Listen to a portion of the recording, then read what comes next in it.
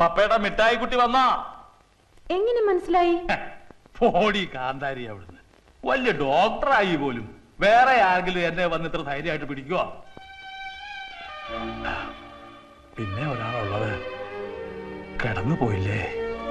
പാപ്പ, take it easy. She's going to be fine. പഴയ പോലെ ചന്ദ്ര പപ്പയുടെ മുമ്പിൽ കിടന്ന് തുള്ളിച്ചാടുന്നത് ഞാൻ കാണിച്ചു തരാം. Promise. Okay, I believe you. നീ വരുന്നോ? ഞാൻ ഹോസ്പിറ്റലിലേക്ക് പുറപ്പെടുക. അച്ഛനെവിടെ പപ്പ? ഈ രവി ചന്ദ്രയുടെ അടുത്ത് തന്നെയാ എപ്പോഴും. അവനൊരുമാതിരി ഭ്രാന്ത് പിടിച്ച പോലെയാ. ഊണുമില്ല, ഉറക്കവുമില്ല.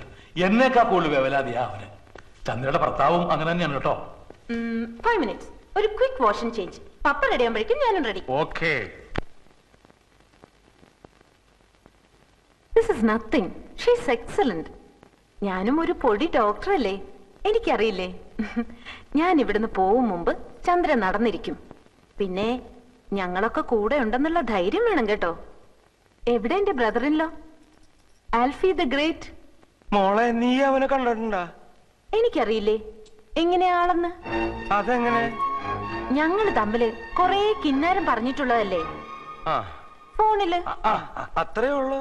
അപ്പൊ നിങ്ങൾ മാത്രമേ അവനെ നേരിൽ കണ്ടിട്ടുള്ളൂ അല്ലേ? അച്ഛനെപ്പോ കണ്ടു? ചന്ദ്രയുടെ കോണ്ടസാക്കാരുമായി വന്നപ്പോ അവര് തമ്മിൽ പരിചയപ്പെട്ടു അത്രേ. എന്നിട്ട് ഈ കളൻ അക്കാര്യം പറഞ്ഞത് ഇപ്പഴാ. ആളെവിടെ? രാവിലെ വന്നതാ. ഡോക്ടറെ കാണണമെന്ന് പറയണത് കേട്ടു. ഞാൻ പോയി നോക്കട്ടെ.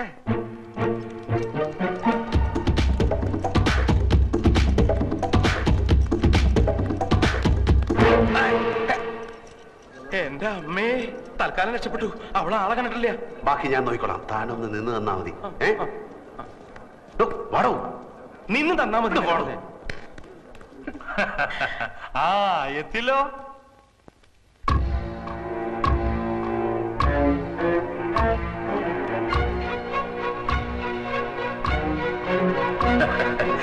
ഇതാണ് ഞങ്ങളുടെ ദേഹമോള്. ഇത് പറഞ്ഞ പോലെ നിങ്ങളെ പരിചയപ്പെടുത്തേണ്ട കാര്യമില്ലല്ലോ. Hello, how are you? Fine. ശബ്ദം ഇതെന്ത് പറ്റി? എന്ത് പറ്റി? ഫോണിൽ കേട്ടതുപോലെ അല്ലല്ലോ. അതെ അല്ലേ? പലരും പറയുന്നുണ്ട് എന്റെ ശബ്ദം അല്പം മാറിയിട്ടുണ്ടെന്ന്. ഈ ഒരു സൈനസ് ഓപ്പറേഷൻ ഉണ്ടായിരുന്നു. ഇപ്പൊ ശരിയായി. അതെ, മെലിഞ്ഞ ആളാണെന്ന് പറഞ്ഞിട്ട്. ആര് പറഞ്ഞു? ചന്ദ്ര മെലിഞ്ഞിരിക്കുകയായിരുന്നു. ഇപ്പൊ ടെൻഷൻ കാരണം വണ്ണം വെച്ചു. ഇനി മെലിഞ്ഞോളൂ, ഇനി മെലിഞ്ഞോളൂ അല്ലേ?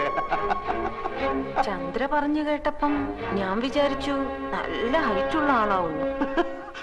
ഹൈറ്റ് ഉണ്ടായിരുന്നു. ഓ, ടെൻഷൻ കാരണം കുറഞ്ഞു പോയതായിരിക്കും അല്ലേ? ലേഹ വളരെ ജോളിയാണല്ലോ. പിന്നെ എന്തൊക്കെ പറഞ്ഞു? ചന്ദ്ര പറഞ്ഞു, കേക്കട്ടെ കേക്കട്ടെ. നീണ്ട മുടിയാണ് ആൽഫിക്കുന്നാണല്ലോ ചന്ദ്ര പറഞ്ഞത്. മുടി നമ്മുടെ ഇഷ്ടത്തിന് നീട്ടുകയോ കുറയ്ക്കുകയോ കൂട്ടുകയോ ഒക്കെ ചെയ്യാലോ. ഇനി ഒന്നും ചോദിക്കണ്ട. ഒരു മിനിറ്റ്. എന്തൊക്കെ പുളുവാ ചന്ദ്ര ഈ പറഞ്ഞു കൊടുത്തിരിക്കുന്നത്. ഞാൻ ഇവളോട് പറഞ്ഞതാണ് ഇങ്ങനെ ഒന്നും പറയണ്ടെന്ന്. അപ്പൊ ഇവള് പറയാണ് അവള് ഈ വരട്ട്, അവളെ പറ്റിക്കാം, നമ്മളെ കാണുമ്പോ അവള് അന്നം വിട്ടു പോകണം. നീ പറഞ്ഞ പോലെ തന്നെ സംഭവിച്ചു. മരമണ്ടി കുറെ പൊക്കമുണ്ടെന്നല്ലാതെ യാതൊരു ബുദ്ധിയില്ല. ഇനി എന്തൊക്കെയാണ് സംഭവിക്കാൻ പോകുന്നത്? എനിക്ക് വയറ് ചിരിച്ച് വേദന. ഞാനിവിടെ നിൽക്കും. ഞാൻ പോയിട്ട്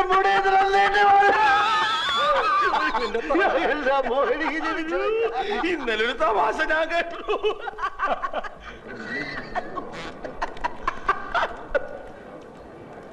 ഇവളുടെ ജാതകം എഴുതിയിട്ടുണ്ടോ?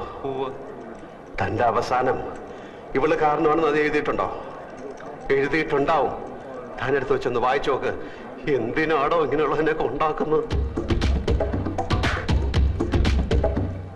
ലേഖയുടെ ഒരു സ്വപ്നമല്ലേ ഇരവി മാമൻ സമ്മതിക്കും. വിസയ്ക്ക് അപ്ലൈ ചെയ്തിട്ടാ ഞാൻ വന്നിരിക്കുന്നേ. അച്ഛൻ വേണ്ടാന്ന് പറഞ്ഞ ഞാൻ പിന്നെ പപ്പയോട് മിണ്ടൂല. നീ പിണങ്ങണ്ട, ഇരവിയോട് ഞാൻ സംസാരിക്കാം. ഈ നടപ്പ് ഏതായാലും കൊള്ളാം. കൊറേ നാളായല്ലോ വർമ്മ സാറിന്റെ ദേഹമൊക്കെ ഒന്ന് അനങ്ങിയിട്ട്. തന്നോട് ഒരു കാര്യം പറയാനുണ്ടായിരുന്നു. എന്താ? ലേഖയുടെ കാര്യമാ. അവള് പുറത്തു പോയി പഠിക്കണ കാര്യമാണെങ്കിൽ പറയണ്ട. അതെന്താ? എന്റെ ഡോക്ടർ സാറേ, ഈ സായിപ്പ്മാരെന്ന് പറഞ്ഞ ഒരു സംസ്കാരമില്ലാത്ത ആൾക്കാരാ. ചുമ്മാ ഹലോ എന്ന് പറഞ്ഞാ അപ്പൊ പിടിച്ചു ഉമ്മ വെക്കും. അങ്ങനെ ഇപ്പൊ എന്റെ മോളെ കണ്ണി കണ്ട സായിപ്പ്മാര് ഉമ്മ വെക്കുന്നത് എനിക്ക് ഇഷ്ടമല്ല. തന്നോടാരാ ഇതൊക്കെ പറഞ്ഞത്? ഇന്നാളെ ഏതോ ഒരു രാജ്യത്തെ പെൺ പ്രധാനമന്ത്രി വേറെ ഏതോ ഒരു രാജ്യത്തെ ആൺ പ്രധാനമന്ത്രി കെട്ടിപ്പിടിച്ച് ഒരു ഉമ്മ. വൃത്തികെട്ടവന്മാര് വെറുതെ കണ്ട അപ്പൊ ഉമ്മ വെച്ച് കളിക്കുക. എനിക്ക് പേടി ഇത് ഇന്ത്യയിലും അങ്ങനെ വരുമോ? വന്നാ ഞാൻ സമ്മതിക്കൂല. എടോ, നമുക്കിഷ്ടമില്ലെങ്കിൽ ഒരു രാജ്യത്തും ആരും നമ്മളെ പിടിച്ച് ഉമ്മ നോക്കാൻ പോണില്ല. എന്റെ പെങ്ങൾ അമ്മുക്കുട്ടി അമേരിക്കയിലല്ലേ, അവളെ ആരെങ്കിലും പിടിച്ച് ഉമ്മ വെച്ചായിട്ട് എനിക്കറിയാവോ? അതേടോ രവി, വളരെ മിടുക്കരായിട്ടുള്ള 1-2 പേർക്ക് മാത്രം കിട്ടുന്ന സ്കോളർഷിപ്പായത്. അത് അവക്ക് കിട്ടിയതിൽ നമ്മൾ സന്തോഷിക്കണം. അവളുടെ ഏറ്റവും വലിയ ആഗ്രഹമായത്. തന്റെ മാത്രമല്ല, എന്റെ മോള അവള്. നമ്മളായിട്ട് എതിർക്കാൻ പാടില്ല. എല്ലാവരും കൂടെ തീരുമാനിച്ചാ പിന്നെ ഞാൻ ഒപ്പിട്ടല്ലേ പറ്റൂ. മതിയല്ലോ. ഉമ്മ വെക്കുന്ന ഇഷ്ടമുള്ള കാര്യമല്ല കേട്ടോ. വളരെ പ്രധാനപ്പെട്ട ഒരു കാര്യം എല്ലാരും അറിയിക്കാനുണ്ട്. ചന്ദ്ര കിടപ്പിലായതിനു ശേഷം ഓഫീസിലെ കാര്യങ്ങളൊക്കെ കുഴപ്പത്തിലാണെന്ന് മാനേജർ പറഞ്ഞു. ഉത്തരവാദിത്തമുള്ള ആരെങ്കിലും മാനേജിംഗ് ഡയറക്ടർ സ്ഥാനത്ത് വേണം. ആൽഫി ഇനിയിപ്പോ അന്യനല്ലല്ലോ, അതുകൊണ്ട് അയാളെ മാനേജിംഗ് ഡയറക്ടർ ആക്കാൻ ഞാൻ തീരുമാനിച്ചു.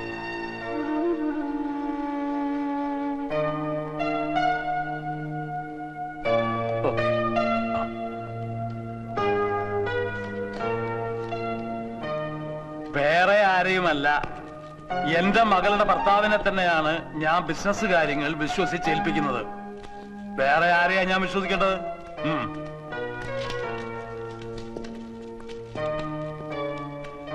ഇതിത്തിരി കടന്ന കൈയായി പോയി. എന്ത്? എവിടെന്ന് വന്ന് കയറിനെ പിടിച്ച് ബിസിനസ് അല്ലേ ഏൽപ്പിച്ചത്?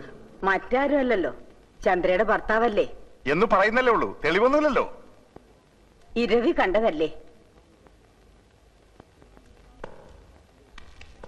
ഇരവിയും കുഴവയും അമ്മിക്കല്ലും ചേർന്ന് കുടുംബം തല്ലിച്ചതൊക്കെയായിരുന്നു മതിയായിരുന്നു.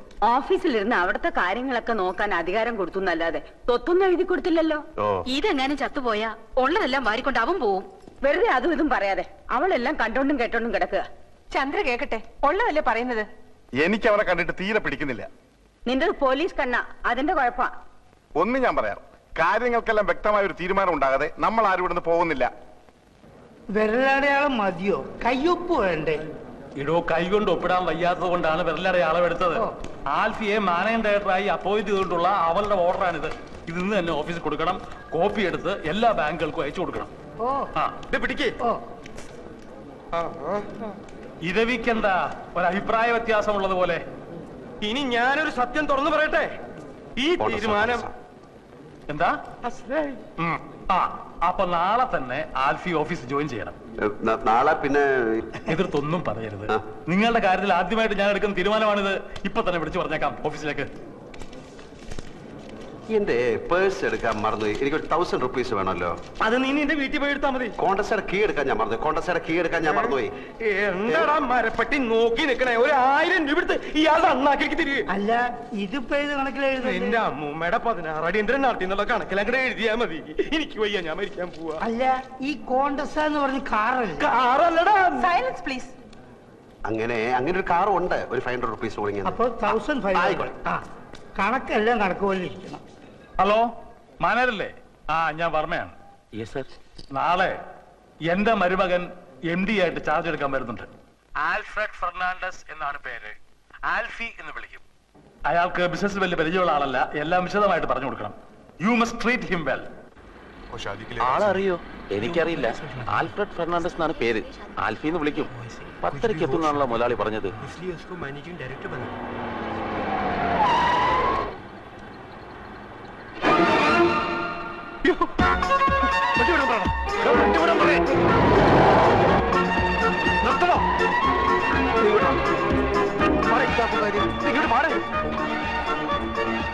അവിടെ കോട്ട് സൂട്ട് വിട്ട് ഒരുത്ത നിൽക്കുന്ന കണ്ടില്ലേ? അവനാ എന്റെ അളിയൻ, അവിടുത്തെ മാനേജർ. ഞാനീ മാങ്ങാത്തൊരു ഓർത്തുമില്ല.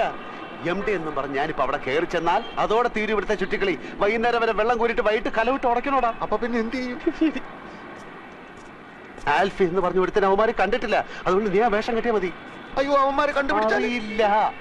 വാ തുറന്ന് ഒരു അക്ഷരം മിണ്ടായിരുന്നാ മതി. എന്ത് ചോദിച്ചാലും ഗമയിൽ തട്ടി മൂളിക്കണം. ഫയല് വല്ല ഒപ്പിട്ടാൻ കൊണ്ടുവന്ന് കഴിഞ്ഞാൽ വീട്ടിൽ കൊണ്ടുപോയി പഠിച്ചിട്ട് തരാമെന്ന് പറഞ്ഞ് എന്റെ കൊണ്ട് തന്നാ മതി. ബാക്കി ഞാൻ നോക്കിക്കോളാം. നമ്മളെ കണ്ടാൽ MD ആയിട്ട് തോന്നുന്നു. നിന്നെക്കാട്ടിലും വിവരം കേട്ടവന്മാർ MD-കളായിട്ട് പല സ്ഥലത്തിരിപ്പുണ്ട്. അതുകൊണ്ട് നീ അതിനെപ്പറ്റി ഒന്നും ആലോചിക്കണ്ട. പക്ഷേ നീ ഇങ്ങനെ പോയാൽ ശരിയാവില്ല. നീ ഷർട്ട് അകത്തോട്ട് എടുത്തു. എന്താന്നാണ് ഇത്? കൊല വഴിപ്പിക്കാൻ ചാക്കി കെട്ടി വെച്ചിരിക്കുന്ന.